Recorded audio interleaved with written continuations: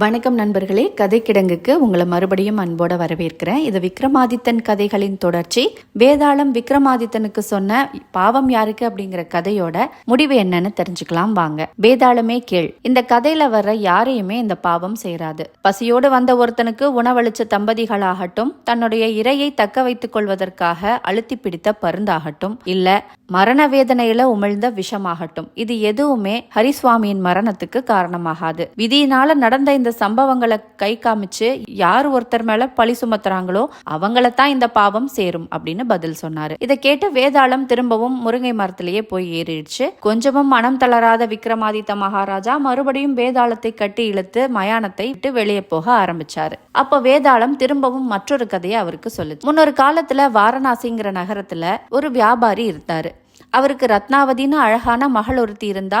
அவளுக்கு திருமண வயதும் வந்தது. ஆனா தான் யாரையும் திருமணம் செய்து கொள்ள விருப்பப்படல அப்படின்னு உறுதியா சொல்லிட்டு இருந்தா ரத்னாவதி. என்றாவது தன்னுடைய மகளுடைய மனம் மாறாதா, தனக்கு நல்லவன் ஒருவன் மருமகனாக வரமாட்டானான்னு எதிர்பார்த்து காத்திருந்தாரு அந்த வியாபாரி. அந்த சமயத்துல அந்த நாட்டுல திருடர்களின் தொல்லை ரொம்ப அதிகமா இருந்தது. அதை கட்டுப்படுத்துவதற்காக அரசனும் அவருடைய வீரர்கள் சிலரும் இரவு நேரங்கள்ல அந்த நாட்டை மாறு வேஷத்துல சுற்றி வர ஆரம்பிச்சாங்க. அப்படி வரும்பொழுது தன்னுடைய எதிரில் அகப்பட்ட முகமூடிக்காரன் ஒருவனை அவர் சந்திச்சாரு. அவனை யாருன்னு விசாரிச்சப்போ அவன் ஒரு பெரிய கொள்ளை கூட்ட தலைவன் அப்படிங்கிறது தெரிய வந்தது. அவனை நயமா பேசி அரண்மனைக்கு அழைச்சிட்டு போனாரு அரசர். அவனை வெளியே நிக்க வச்சுட்டு தன்னுடைய வீரர்கள் சிலரை கூப்பிட்டு அவனுடைய நடவடிக்கைகளை கூர்ந்து கவனிக்குமாறு கேட்டுக்கிட்டாரு. கொஞ்ச நேரத்திலேயே அந்த கொள்ளை கூட்ட தலைவன் ஒரு வித்தியாசமான ஒலி எழுப்ப அவனுடைய கூட்டாளிகள்ல ஒரு 8 பேர் அவனை தேடி வந்தாங்க.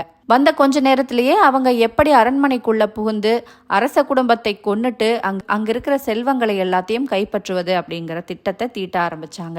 அவனை கவனிக்க வந்த வீரர்கள் இதையெல்லாம் அரசர்கிட்ட சொல்ல தன்னுடைய வீரர்களை கொண்டு அந்த முகமூடி கொள்ளைக்காரனையும் அவனுடைய கூட்டாளிகளையும் சிறைப்பிடிச்சு அடுத்த நாளே மரண தண்டனையும் கொடுக்கணும்னு உத்தரவிட்டாரு மன்னர். மரண தண்டனை கொடுப்பதற்காக அந்த நாட்டின் தெருக்கள்ல இழுத்து செல்லப்பட்ட அந்த முகமூடி கொள்ளைக்காரனை வியாபாரியின் மகள் ரத்னாவதி பார்த்த மாத்திரத்திலேயே அவன் மேல காதலும் கொண்டா. திருமணம்னு ஒண்ணு செய்துகிட்டா அது அவனைத்தான் அப்படின்னு உறுதியா தன்னுடைய தந்தையிடம் சொன்னான். ரத்னாவதியும் அவளுடைய பெற்றோர்களும் கொலைக்களத்துக்கே போய் அந்த திருடனை தூக்கிலிடுவதற்கு முன்பு அரசர்கிட்ட மன்றாடி கேட்டுக்கிட்டாங்க. தங்களுடைய சொத்து முழுவதையும் அரசருக்கும் நாட்டுக்கு ஒப்படைப்பதாகவும் தன்னுடைய மகள் விரும்பிய அந்த திருடனை மட்டும் விடுவித்திடுமாறும் கேட்டாரு வியாபாரி. ஆனா அரசரோ அவன் என்னையும் என் குடும்பத்தினரையுமே கொல்ல திட்டம் தீட்டியவன், இப்படிப்பட்ட மோசமான ஒருத்தன் இந்த நாட்டுல வெளியே வந்து நடமாடினா அது இந்த நாட்டு மக்களுக்கு கொஞ்சமும் நன்மையாக இருக்காது அப்படின்னு சொல்லி அவனுக்கு தண்டனை கொடுப்பதிலிருந்து கொஞ்சமும் பிறழல. தான் காதலித்த ஒருவன் தன் கண் முன்னாடியே தான் பார்த்த அன்றே இறந்து போக போவதை நினைச்சு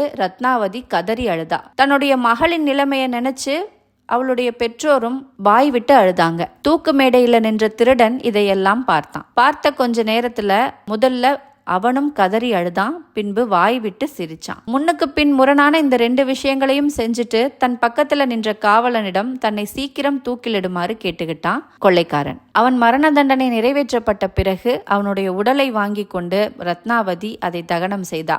அந்த எரிதழல்லையே தானும் இறங்கி இறந்து போனான். இந்த கதையை இந்த இடத்துல முடிச்ச வேதாளம் விக்ரமாதித்தர் கிட்ட, மகாராஜா, இந்த கதையில வர்ற கொள்ளைக்காரன் தான் இறப்பதற்கு முன்பு எதற்காக ரத்னாவதியையும் அவளுடைய பெற்றோர்களையும் பார்த்து அழுதான், ஏன் உடனே சிரிச்சான், இதுக்கு நீ பதில் சொல்லல அப்படின்னா உன்னுடைய தலை சுக்குநூறா உடையும், சரியான பதில் சொன்னா நான் திரும்பவும் முருங்கை மரத்துக்கே போவேன் அப்படின்னு சொல்லுச்சு. விக்ரமாதித்தர் இந்த கதைக்கு என்ன பதில் சொன்னாரு அப்படின்னும் வேதாளம் சொன்ன மற்றொரு கதையும் அடுத்த பகுதியில பார்க்கலாம். இணைந்திருங்கள். நன்றி.